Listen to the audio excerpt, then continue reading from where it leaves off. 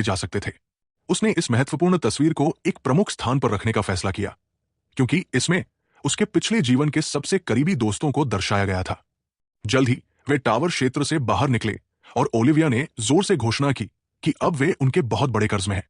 Peter ने इतनी जोर से अपने हाथ हिलाए कि ऐसा लग रहा था जैसे वो सब कुछ का मुख्य पात्र हो।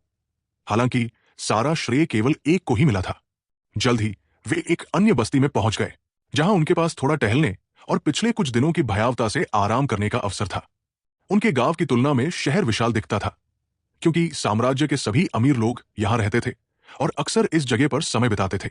लड़कों ने एक गाड़ी पर सवारी करने का फैसला किया, लेकिन अस्तबल के मालिक ने माफी मांगते हुए कहा कि सभी गाड़ियां अभी निलंबित है।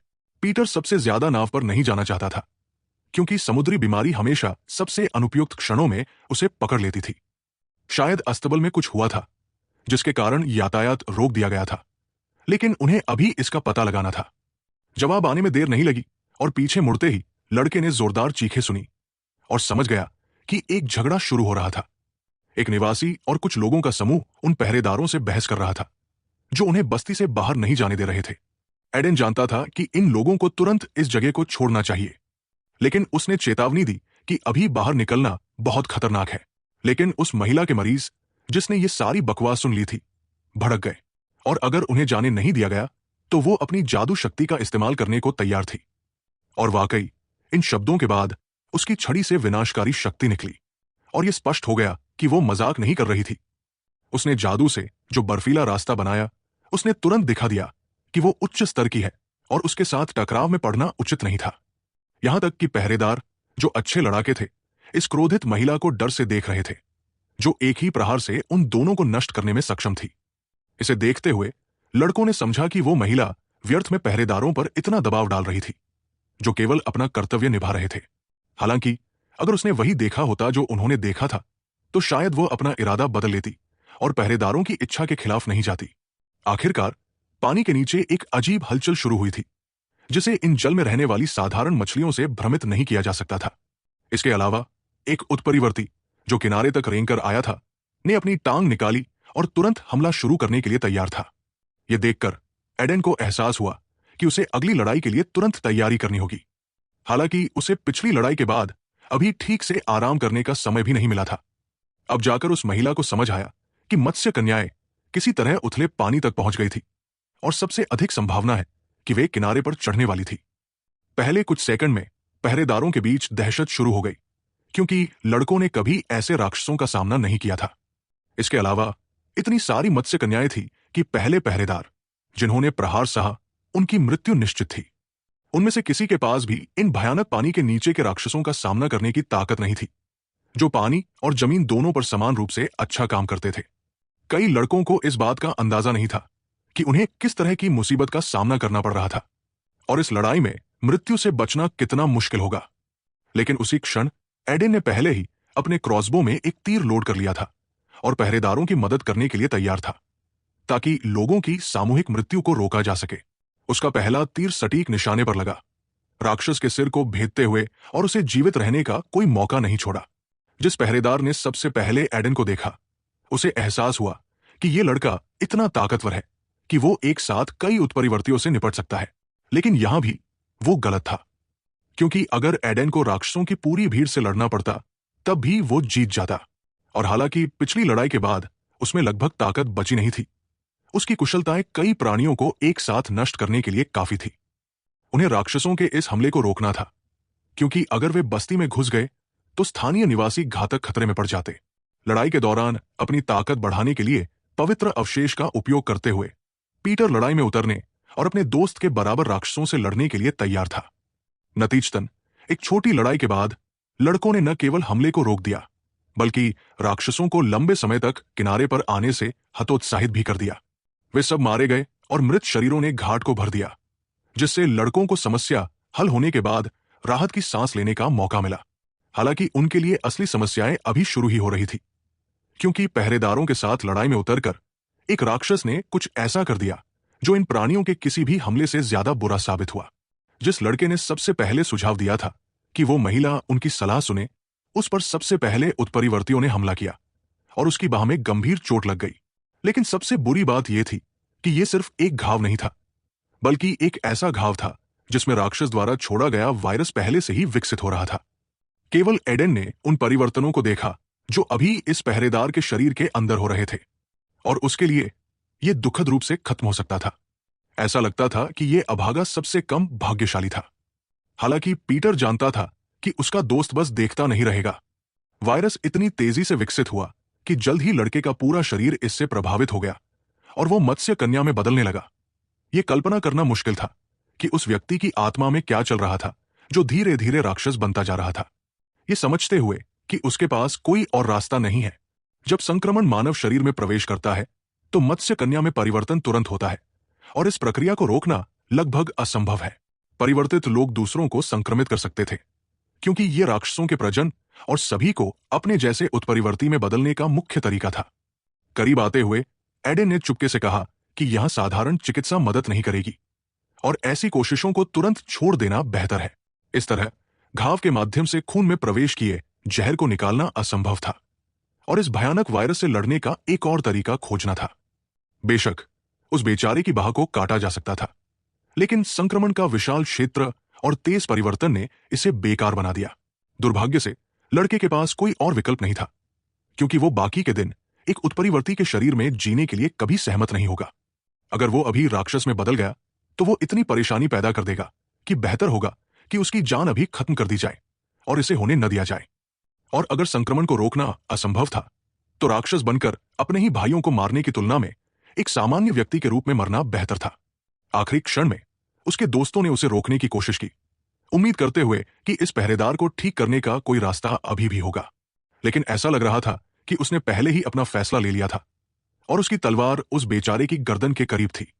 उस क्षण उसने किसी का हाथ अपनी कलाई को मजबूती से पकड़ते हुए महसूस किया, जिसने उसे यह कृत्य करने से रोक दिया। ऊपर देखते हुए उसने एक मुस्कान के साथ एक लड़के को देखा, जिसने कहा कि खुद को अगले लोक में भेजने के लिए अभी बहुत जल्दी है।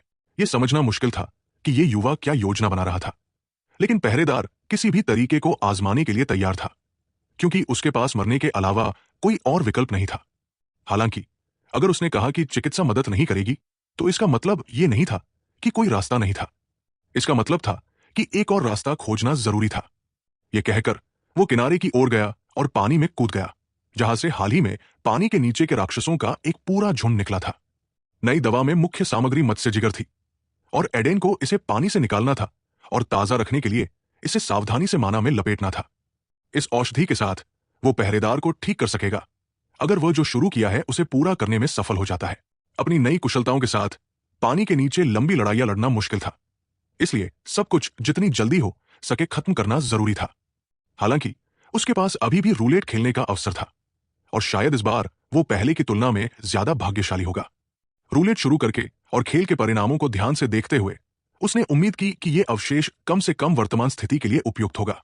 सौभाग्य से उस क्षण सिस्टम ने उसे एक नया क्वेस्ट पूरा करने की पेशकश की, और इसके लिए इनाम एक ऐसा अवशेष हो सकता था जो अभी उपयोगी होगा। कोई विकल्प नहीं था, और क्वेस्ट की शर्तों को स्वीकार करते हुए वो इसे अंत तक पूरा करने के लिए तैयार था। और इसके ठीक बाद दूर में उसने एक पानी के नीचे का उत्परिवर्ती देखा और समझ गया कि ये प्राणी लंबे समय से उसका पीछा कर रहे थे। मत्स्य कन्या दूर से उसकी हर हरकत को देख रही थी, जिसने उनके अड्डे में घुसने की हिम्मत की थी, जहां राक्षस मालिक थे। एक समय पर ऐसा लगा जैसे सारी मत्स्य कन्याएं एक जगह इकट्ठा हो गई थी, ताकि एडेन पर सामूहिक रूप से हमला करें और उसे जरा भी मौका न दे। लेकिन लड़के को उनके पास नीचे जाने में आलस था, और एक क्रॉसबो की मदद से वो इस क्वेस्ट को जितनी जल्दी हो सके पूरा करना चाहता था। पानी के ठीक नीचे उसने एक जादुई तीर छोड़ा, जो बाकी सभी राक्षसों को पार करते हुए सीधे एक अकेली मत्स्य कन्या की ओर बढ़ा। बेशक राक्षस को उम्मीद नहीं थी कि तीर सबको पार करके उस तक पहुंच जाएगा और उसे मार देगा, लेकिन कुछ सेकंड बाद ऐसा ही हुआ। एडेन तुरंत उसके पास था और मौका न चूकते हुए उसने राक्षस पर हमला किया। इस दृश्य को देखने वाले अन्य मत्स्य मानव उसे टुकड़ों में फाड़ने के लिए तैयार थे, लेकिन यह संभावना नहीं थी कि इन मस्तिष्कहीन प्राणियों में से किसी को समझ आया हो कि वे किससे भिड़ने जा रहे हैं। वे सभी एडेन की ओर दौड़े और वो अपनी बिजली की तेजी से प्रहार करने के लिए तैयार था। इसके लिए उन्हें नजदीकी लड़ाई में उतरने की भी जरूरत नहीं पड़ी, क्योंकि कई तीर दागने के बाद प्रत्येक राक्षस हमेशा के लिए एक ही मुद्रा में जम गया। जब गंदला पानी थोड़ा साफ हुआ तो इन राक्षसों का खून उसमें से ऊपर उठा और मत्स्य कन्याओं के मृत शरीर धीरे धीरे नीचे तैरने लगे। एडेन को सारे शरीर लेने की जरूरत नहीं थी। क्वेस्ट पूरा करने के लिए एक राक्षस ही काफी था। यह क्रिस्टल के अंदर छिपे राक्षस से लड़ने की तुलना में कहीं ज्यादा आसान साबित हुआ, इसलिए नई कुशलता का उपयोग करने की भी जरूरत नहीं पड़ी। फिर भी कहानी में कुछ ऐसा था जिसने एडेन को सोचने पर मजबूर कर दिया कि उसके आसपास इतने सारे प्राणी क्यों थे। जवाब आने में देर नहीं लगी और इन जल में मुख्य मत्स्य मानव के पीछे एक विशाल प्राणी प्रकट हुआ। वो इतने अप्रत्याशित ढंग से रेंग कर आया कि एडेन को प्रतिक्रिया करने का समय ही नहीं मिला और तुरंत पीछे मुड़ते ही उसने अपने दुश्मन को देखा। उससे निकलने वाली माना को देखते हुए वो एक बहुत शक्तिशाली उत्परिवर्ती था, जिसके साथ लड़ाई उसके रिश्तेदारों की तुलना में कहीं ज्यादा मुश्किल होने का वादा करती थी। हाँ, इसमें कोई शक नहीं था कि ये एक दुर्लभ प्रकार का राक्षस था जो उच्च सहन शक्ति और विभिन्न जादुओं में महारत के लिए जाना जाता था। ये समझते हुए कि कोई और रास्ता नहीं है, एडेन ने अपनी जंजीर निकाली और उसका उपयोग करके अपनी सुरक्षा सुनिश्चित की। फिर उसने उस मत्स्य कन्या को आगे धकेल दिया जो उसका शिकार थी और जिसने सीधे उसकी ओर निशाना साधे गए जादुई तीर का प्रहार सह लिया।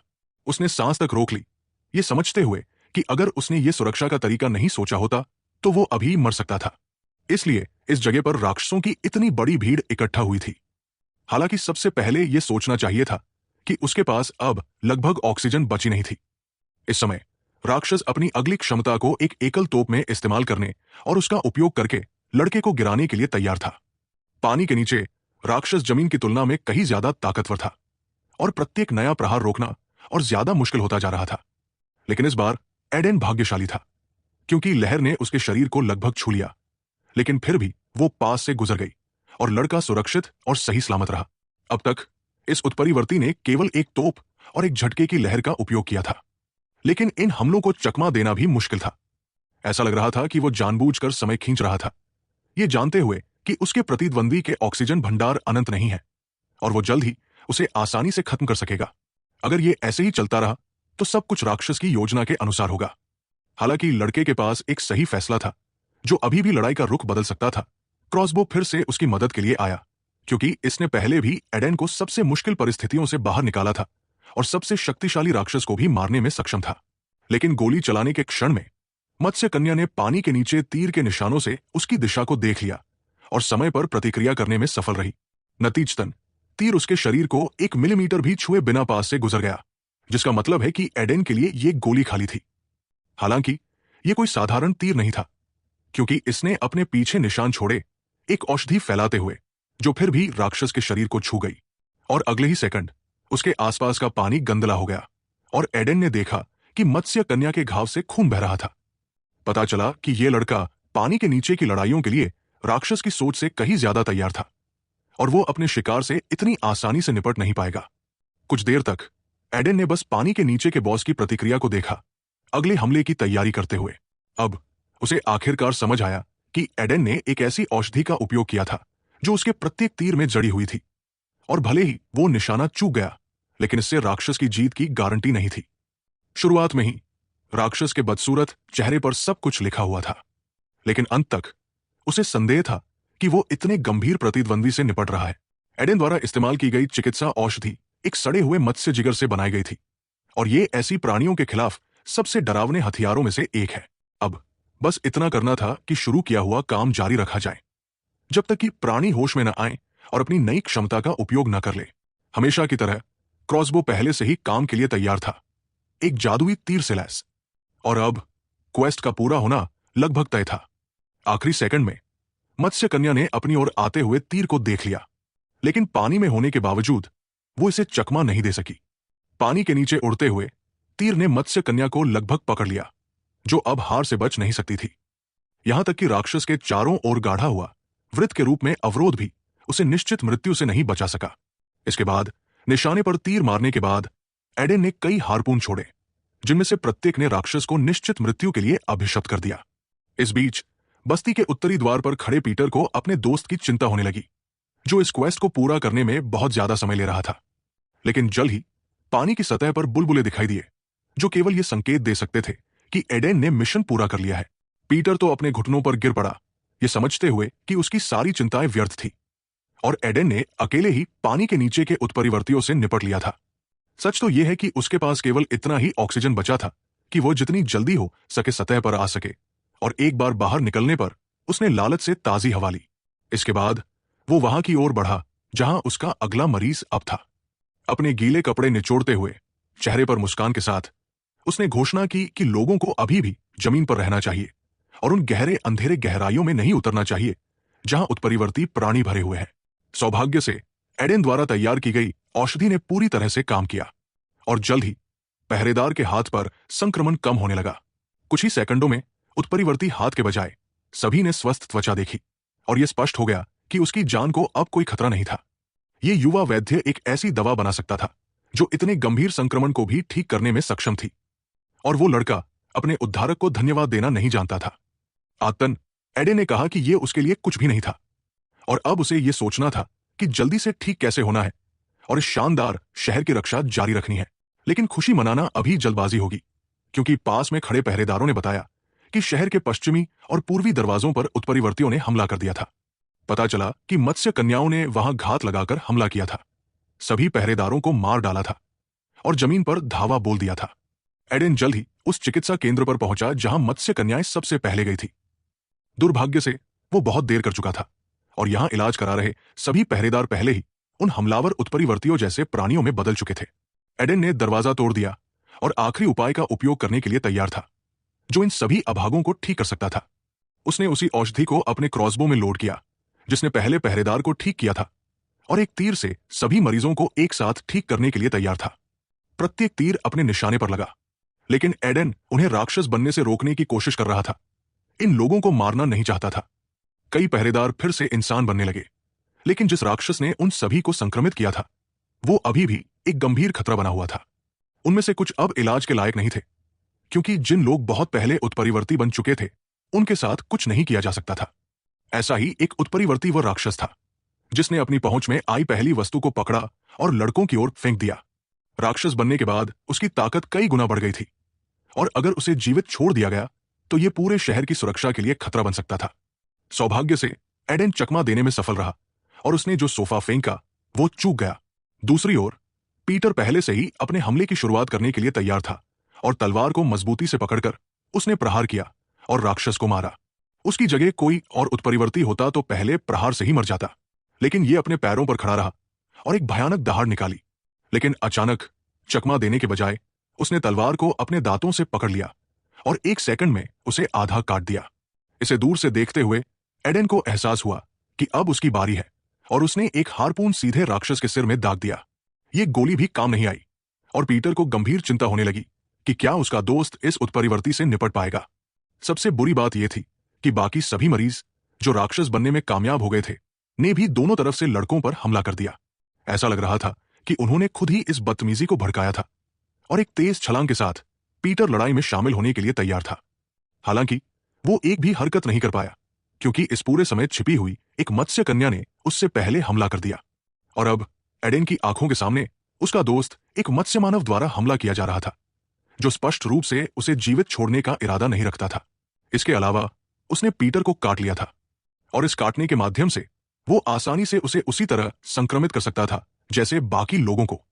इसके लिए राक्षस को निश्चित रूप से मौत से नहीं बचना था और क्रॉसबो को सीधे उसके चेहरे पर तानते हुए लड़के ने ट्रिगर दबा दिया। कोई भी मत्स्य कन्या इतने सीधे प्रहार से नहीं बच सकती थी, खासकर जब लड़ाई जमीन पर हो रही थी। आश्चर्यजनक रूप से पीटर की तलवार को ऐसे काट लिया गया जैसे वो एक साधारण टूथपिक हो, और यह कल्पना करना मुश्किल है कि इन प्राणियों के दांत किस चीज के बने थे। उसके कंधे से खून रिस रहा था, लेकिन पीटर ने उसे आराम करने को कहा, यह कहते हुए कि यह सिर्फ एक खरोंच है। उस क्षण बाकी पहरेदार उनके पीछे प्रकट हुए, अपने मृत साथियों को उनके सामने देखकर। उनमें से कुछ बहुत पहले ही मत्स्य कन्या में बदल चुके थे, इसलिए यह आश्चर्य की बात नहीं थी कि लड़कों को उन्हें बस नष्ट करना पड़ा। इन बहादुर योद्धाओं को मरते देखना बहुत दुखद था और उनके किसी भी दोस्त को समय पर पहुंचने का मौका नहीं मिला।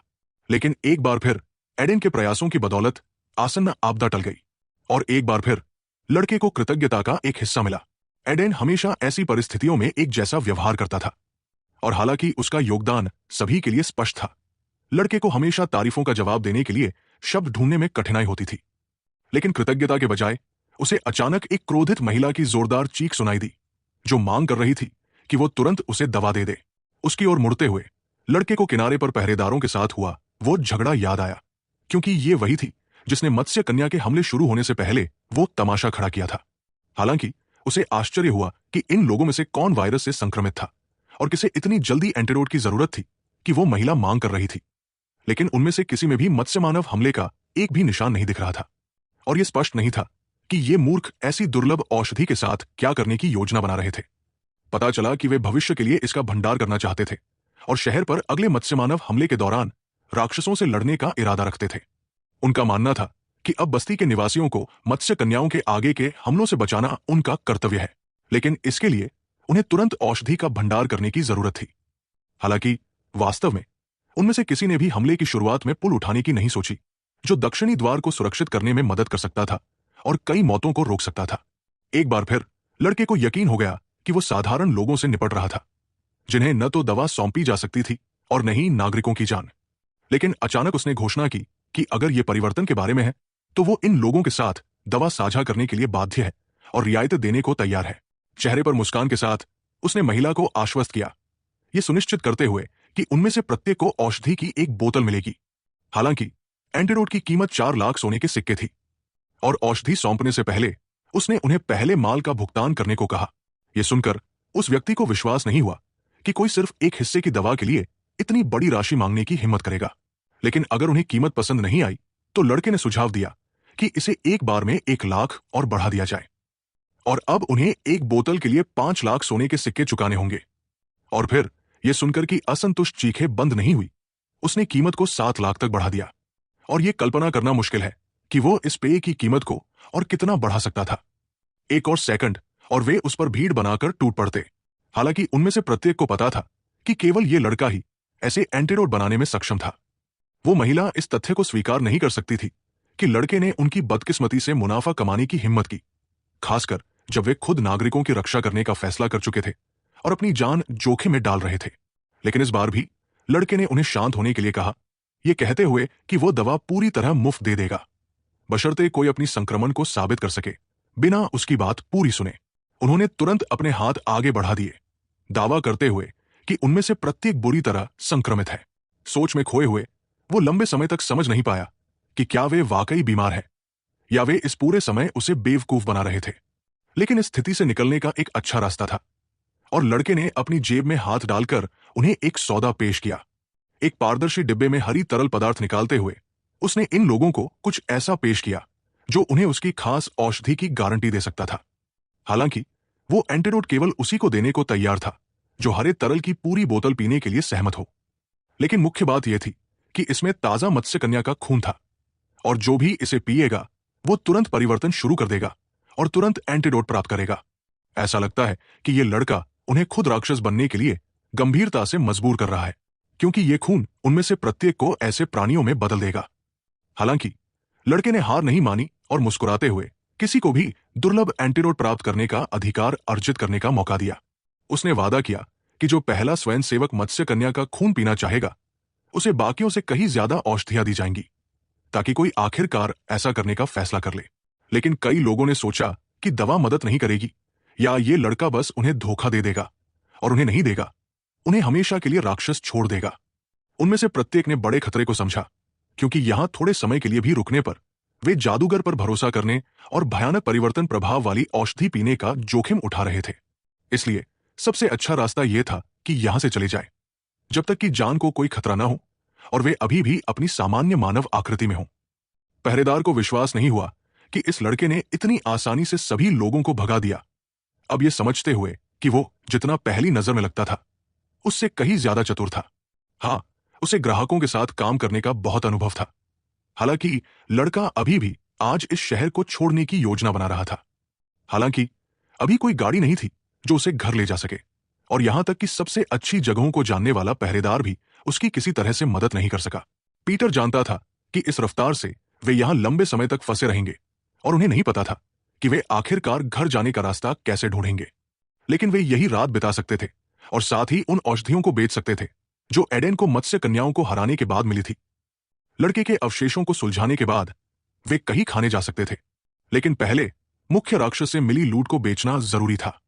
बिना समय बर्बाद किए वे अवशेष मूल्यांकन की दुकान पर गए, जहां उनके जैसे मेहमानों का हमेशा स्वागत होता था।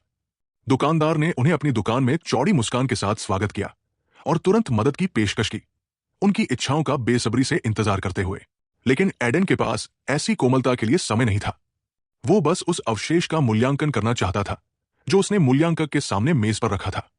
छोटी जादुई गेंद को देखते ही अवशेष मूल्यांकक ने तुरंत एक दुर्लभ वस्तु को पहचान लिया जिसे अच्छे मुनाफे के साथ बेचा जा सकता था। अब उसे बस उस गेंद को हर तरफ से जांचना था और उसने अपने असली स्वार्थी मकसद को छिपाने की कोशिश भी नहीं की। उसी क्षण पीछे का दरवाजा खुला और एक लड़की दुकान में दाखिल हुई जिसे यहां कुछ जरूरी काम था। यह अच्छा था कि वो अब आई, क्योंकि दुकानदार वाकई में एडन को परेशान कर रहा था और वो अपना आपा खोकर कुछ मूर्खता पूर्ण कर सकता था। लेकिन लड़की खुद, ऐसा लगता था, लंबी बातचीत के मूड में नहीं थी और तेजी से काउंटर के पीछे खड़े युवक की ओर बढ़ी। पहले तो उसे इस जल्दबाजी का कारण समझ नहीं आया और आतन उसने नई मेहमान का स्वागत करने के लिए चौड़ी मुस्कान दी। लेकिन उसका अभिवादन करने के बजाय उसने उसके जबड़े पर सीधा मुक्का मार दिया, ये जानते हुए कि ये नीच फिर से अपनी चालबाजी कर रहा था। उसने उसके कपड़े मजबूती से पकड़ लिए और केवल दुकान के मेहमानों से माफी मांगना चाहा, अगर उसने पहले ही उनसे कुछ मूर्खतापूर्ण बातें कह दी थी। इस लड़की का नाम डेबोरा था और उसने अपने सहकर्मी को माफ करने की जिसने उन्हें धोखा देने की कोशिश की थी, ये समझते हुए कि ये ग्राहक मूर्ख नहीं है। अगर वे अवशेष का मूल्यांकन करना चाहते हैं, उसने उन्हें वो असली स्तर दिखाने की पेशकश की जिसके लिए ये दुकान वाकई मशहूर थी। अपने सहकर्मी को एक तरफ छोड़कर उसके काम में काफी अनुभव दिखा। उसने तुरंत मत्स्य कन्या के अवशेषों को पहचान लिया जो एक बार में 50% तक गुणों को बढ़ा देते थे। हाँ, ये शानदार वस्तुएं थी। आप इन्हें एक एक करके पहन सकते थे, बस इन्हें अपनी उंगली में डालकर और पानी के गहरे नीचे गोता लगाकर। पीटर ने एडन से फुसफुसाकर कहा कि ये लड़की वाकई दुर्लभ अवशेषों के बारे में जानती है और जो राशि वो बताएगी उस पर पूरी तरह भरोसा किया जा सकता है। अगर लड़का इन्हें यहां बेचने का फैसला करता है तो डेबोरा की दुकान इन्हें अच्छी कीमत पर खुशी से खरीद लेगी। लेकिन लड़के ने अचानक इन्हें रखने का इरादा बदल लिया।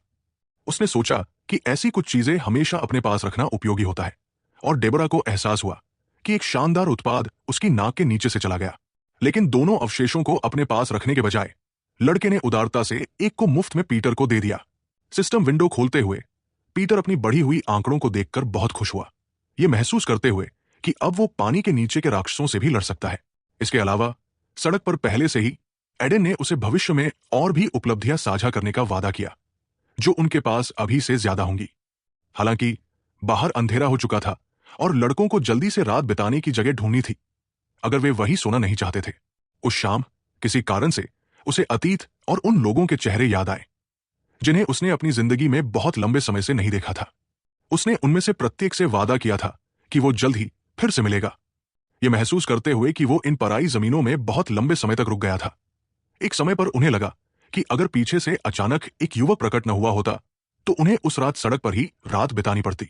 उसने दोस्ताना ढंग से उनके सामने हाथ हिलाया और उन्हें 1 मिनट रुकने के लिए कहा, यह देखते हुए कि इन दोनों लड़कों को शायद उसकी मदद की जरूरत है। थोड़ी देर बाद डेबोरा अपने घर लौट रही थी और बिना कुछ संदेह किए पहले से ही अपने बड़े 2 मंजिला हवेली के करीब पहुंच रही थी। वो आज बहुत थक गई थी और घर की दहलीज पर पहुंचकर खुश थी। हालांकि उसे नहीं पता था कि अंदर उसका कौन इंतजार कर रहा है। आखिरकार लिविंग रूम में पारिवारिक मेज को देखते हुए उसने अचानक उसी ग्राहक को देखा जो आज उसकी दुकान में आया था। पहले तो लड़की समझ नहीं पाई कि उसका भाई इन लोगों को यहां क्यों लाया और किसी ने उसे उनके यहां आने की चेतावनी क्यों नहीं दी। उनकी मां ने उसके लिए जवाब दिया, मुस्कुराते हुए बताया कि कैसे एडन ने डेबोरा के भाई को बचाया था और ये दोनों कुछ समय के लिए उनके साथ रहेंगे। पहली नजर में यह परिवार काफी साधारण लगता था और शहर के अन्य परिवारों से बिल्कुल अलग नहीं था। हालांकि यह केवल पहला प्रभाव था। वास्तव में वे शहर के सबसे पुराने सम्मानित पहरेदार परिवार थे और हर निवासी उनके पिता को जानता था जो पवित्र आदेश के एक प्रसिद्ध शूरवीर थे। वो लड़का जिसका नाम डगलस था वही पहरेदार था जो मत्स्य कन्या के काटने के बाद वायरस से संक्रमित हो गया था और केवल एडन ने चमत्कारिक ढंग से उसे बचा लिया था। हाँ, अब यह स्पष्ट हो गया कि लड़की अपने सामने उसी वैद्य को देख रही है जिसके बारे में पूरा शहर बात कर रहा था और अब उसे स्वीकार करने का सम्मान प्राप्त था। उसने तुरंत कहा कि उसका भाई आसानी से सोफे पर सो सकता है और एडन और उसका दोस्त रात बिताने के लिए सबसे अच्छी जगह लेंगे। हाँ, यह उसकी ओर से बहुत दयालु था और लड़के ने केवल वादा किया कि वो वहां लंबे समय तक नहीं रुकेंगे और डगलस को ज्यादा परेशान नहीं करेंगे। उन्हें समय पर सोने की जगह मिलने में भाग्यशाली थे, क्योंकि हालांकि दिन भर गर्मी थी, रात ठंडी हो गई थी और हवेली की गर्माहट में सोना बेहतर था। लेकिन किसी कारण से इसी खास रात को एडेन को नींद नहीं आ रही थी और वो बिस्तर पर काफी देर तक करवटें बदलता रहा, लगातार अतीत को याद करता रहा। बिस्तर पर उठते हुए उसने ये अनुमान लगाने की कोशिश की कि समय क्या हुआ होगा और वो कब से जाग रहा है। पीटर के विपरीत, जो तुरंत सो गया था, अपनी कोट पहनकर और खिड़की की ओर जाते हुए लड़के को लगा जैसे कुछ गलत है और उसने इस अजीब आंतरिक बेचैनी की भावना के स्रोत को समझने की कोशिश की। दूर देखते हुए उसने पाया कि पूरी बस्ती कोहरे से ढकी हुई थी, लेकिन ये उस सामान्य कोहरे की तरह नहीं था जो उसने यहां पहले देखा था। कोहरा किसी एक खास क्षेत्र में केंद्रित लग रहा था, न कि पूरे क्षेत्र में फैला हुआ, जिसका मतलब यह हो सकता था कि यह किसी और चीज से आ रहा था। लड़के को पास की एक टावर याद आई और उसने वहां से दृश्य की जांच करने का फैसला किया, क्योंकि वहां से इस कोहरे के स्रोत को पहचानना आसान होगा। उसे वैसे भी आज नींद नहीं आने वाली थी, इसलिए उसने चुपके से दरवाजा खोला और एक दूसरे कमरे में चला गया ताकि वो बाहर जा सके। लेकिन अचानक उसके पीछे एक और व्यक्ति प्रकट हुआ, जो उस रात भी सो नहीं पाया था और जो शायद लड़के को देखकर खुश नहीं होने वाला था। आखिरकार जिस तेजी से उसके हाथ में एक विशाल तलवार प्रकट हुई, उससे जाहिर था कि वो अपना परिचय देने वाला नहीं था और यह समझना चाहता था कि लड़का यहां क्या कर रहा है। एक तेज हरकत में उसने तलवार को सीधे एडेन की गर्दन पर ला दिया और एक क्षण के लिए दोनों पूरी तरह से स्थिर खड़े रहे, अजनबी को ध्यान से देखते हुए। लड़के ने एक धीमी लेकिन सख्त सवाल सुना कि वो यहां क्या कर रहा है और उसे इस हवेली में क्यों होना चाहिए। उसके ठीक सामने उसने नील्स परिवार के मुखिया को देखा, वही प्रसिद्ध पवित्र आदेश का शूरवीर, जिसके बारे में इतनी बातें की जाती थी। यह कल्पना करना मुश्किल है कि उस लड़के की भावनाओं का क्या हाल था, जिसके गले पर एक विशाल तेज तलवार थी, जिसकी धार उसकी त्वचा को छू रही थी, और कोई भी अचानक हरकत न करना बेहतर था। यह अजीब था कि उस व्यक्ति ने घर के मेहमान पर तलवार तान दी, और यह स्पष्ट था कि उसे बस नहीं पता था कि एडेन आज रात हवेली में रुकने वाला है। बेशक लड़के के पास एक क्रॉसबो था और वो एक ही चाल में इसका अंत कर सकता था, लेकिन उसने ऐसा करने में जल्दबाजी नहीं की। यह सही फैसला था, क्योंकि इसके तुरंत बाद डगलस कमरे में दौड़कर आया और जोर से अपने पिता से कुछ भी मूर्खतापूर्ण न करने को कहा। आखिरकार यह वही वैद्य था जिसने उसके बेटे को बचाया था, इसलिए उसे अपने बच्चे को बचाने के लिए धन्यवाद देना चाहिए, न कि उसे तलवार से धमकाना चाहिए।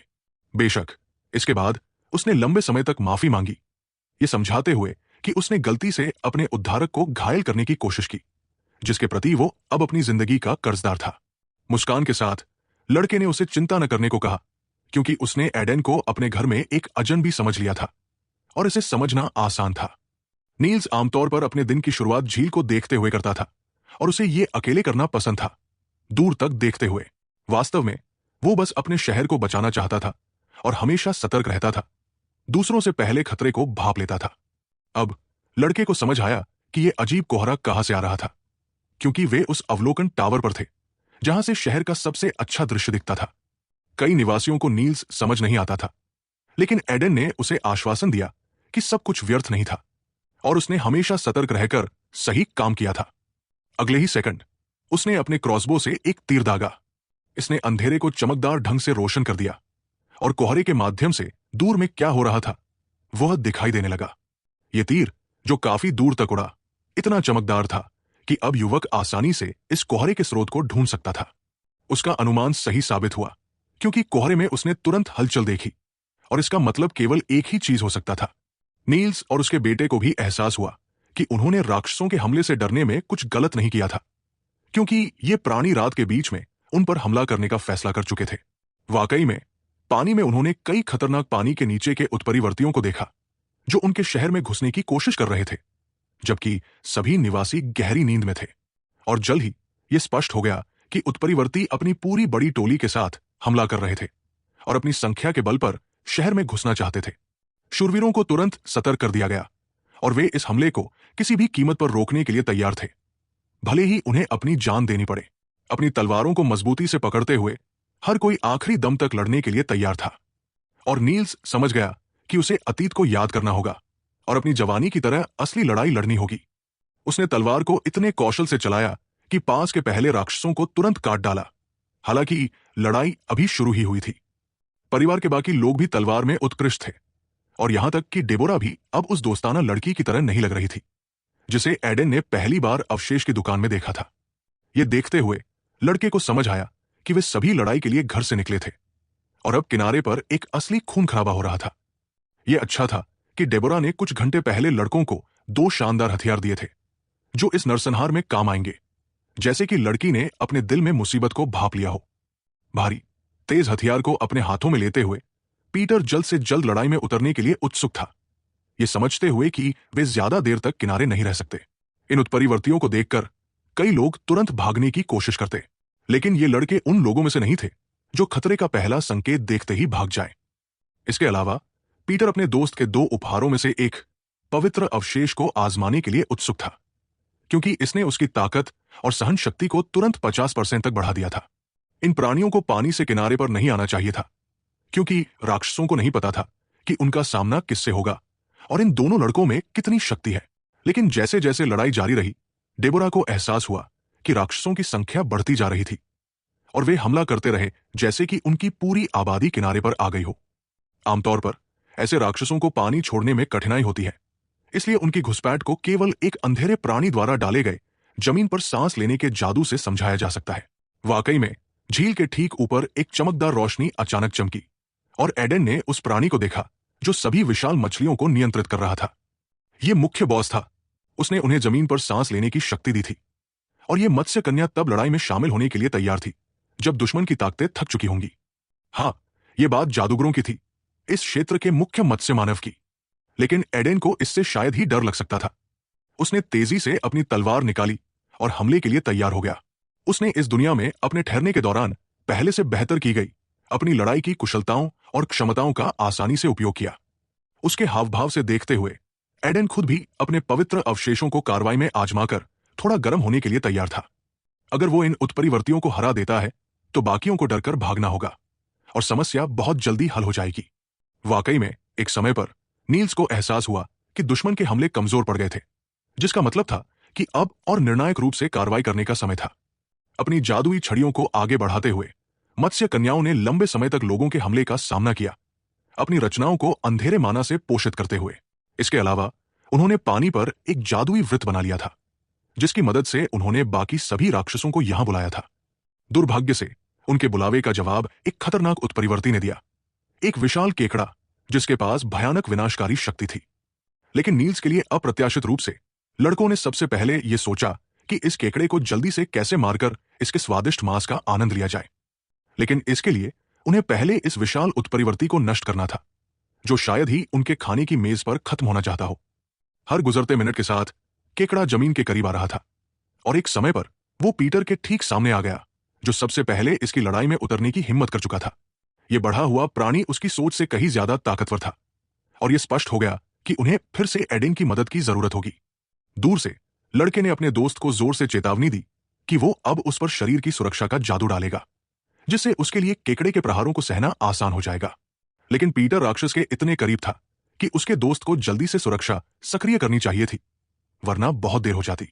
दुर्भाग्य से वो पहले ही डगलस पर अपने पंजे से एक शक्तिशाली प्रहार कर चुका था, जो दूर एक तरफ फेंक दिया गया था और एक उंगली भी नहीं हिला पा रहा था।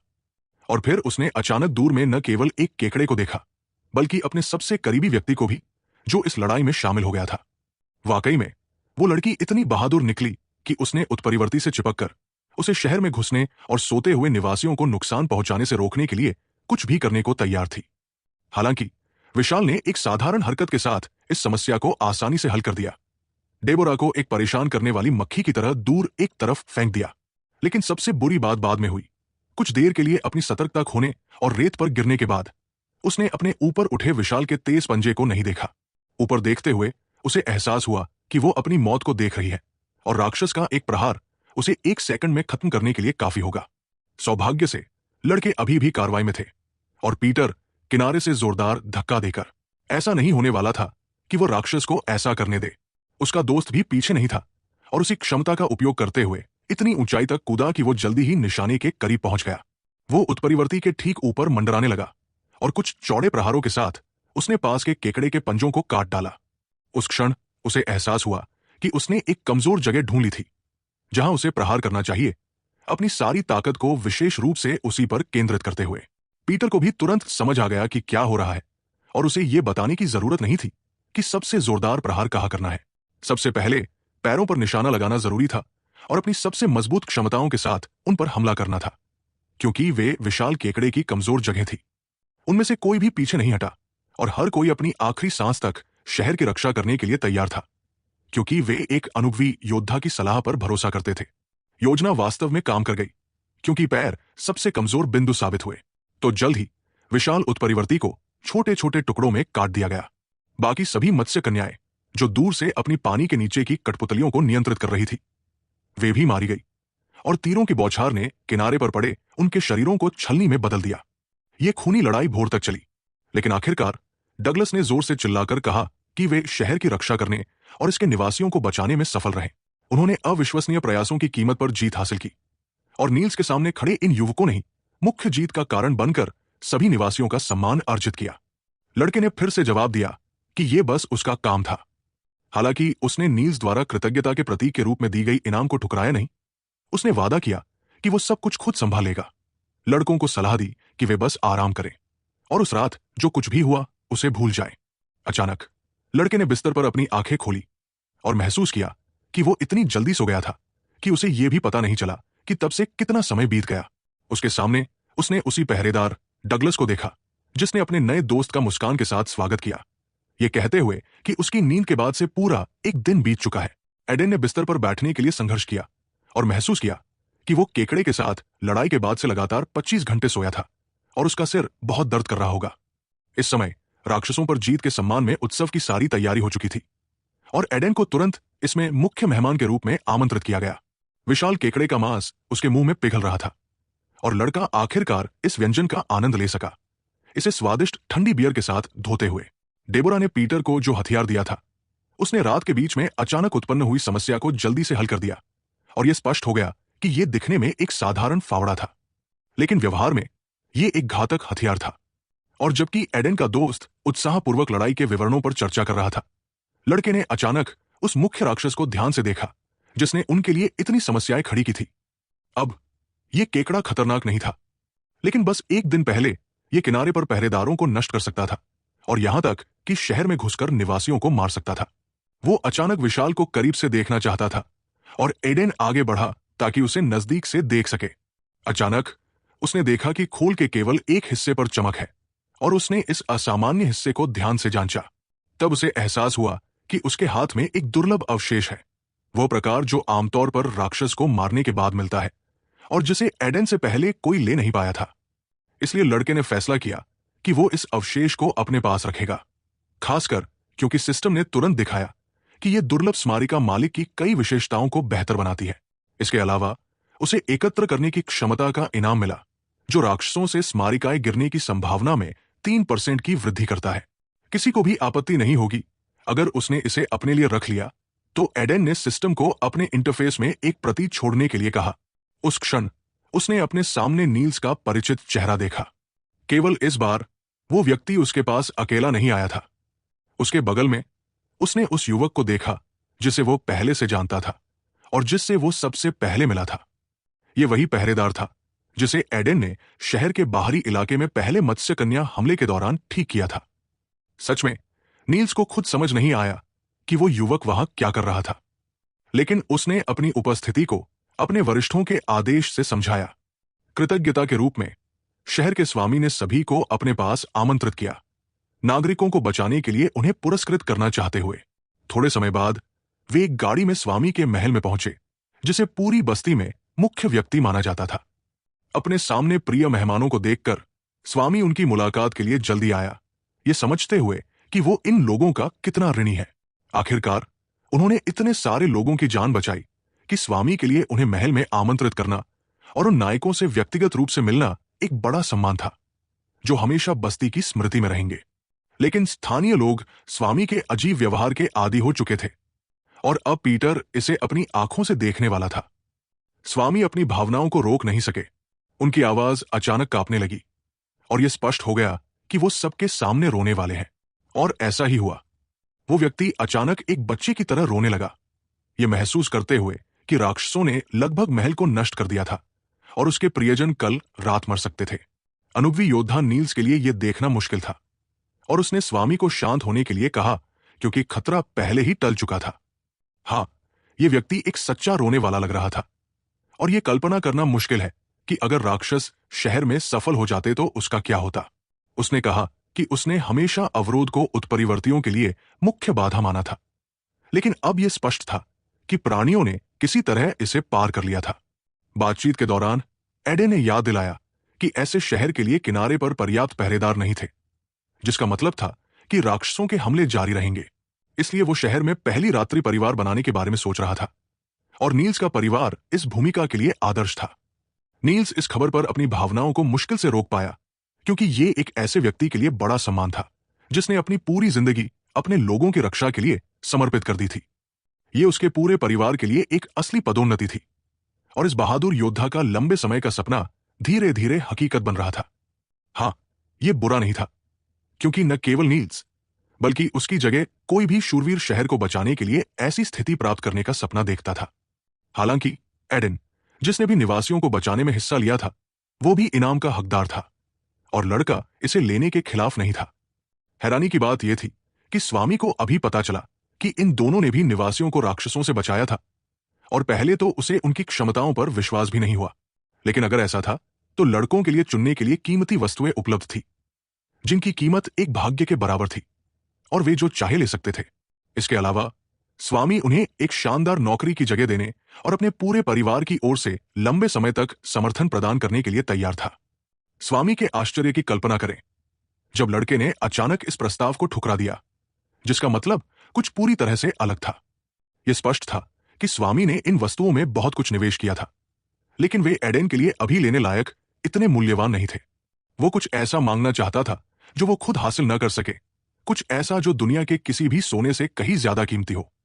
यह गांव छोटा था, लेकिन यह नकारना मूर्खता होगी कि स्वामी के संरक्षण में इसका पूरे साम्राज्य में गंभीर प्रभाव था। आसपास कई राक्षस रहते थे, और साहसी अक्सर यहां अपनी द्वंद्व कौशलों को बेहतर करने के लिए आते थे। इसलिए साहसियों के संघ के सदस्यों ने हाल ही में एक इमारत बनाई थी, और चर्च कॉलेज के सदस्य भी यहां अपना प्रभाव फैलाने की कोशिश कर रहे थे। और यह तथ्य कि केवल साहसी और चर्च वाले ही एक महत्वपूर्ण जगह पर थे, एडेन को सही नहीं लगता था, और यहां कुछ बदलाव करने की जरूरत थी। और फिर उसने अचानक घोषणा की कि इनाम के रूप में वो इस गांव में जादुई संघ के लिए रास्ता खोलना चाहेगा। जादुई संघ केवल जादूगरों की सेवा करता था, जहां कोई जादुई वस्तुएं खरीद और बेच सकता था, कार्य प्राप्त कर सकता था, और आवास किराए पर ले सकता था। और अगर यह संघ गांव में होता तो साहसी और चर्च की इतनी ताकत नहीं रहती, और वे अन्य बाजार सहभागियों को परेशान नहीं करते। और अगर स्वामी आखिरकार अपने डर को दूर करके इसके लिए तैयार हो जाता है, तो वो न केवल लड़के को उसके कारनामे के लिए इनाम दे पाएगा, बल्कि जादुई टावर का समर्थन भी प्राप्त कर सकेगा। स्वामी जानता था कि जादुई टावर के साथ गठबंधन से निर्माण की अनुमति आसानी से प्राप्त हो सकती थी, लेकिन इस मामले के लिए खर्चे बहुत ज्यादा होने की उम्मीद थी। लेकिन चूंकि ये लड़के की इच्छा थी, स्वामी बस मना नहीं कर सकता था।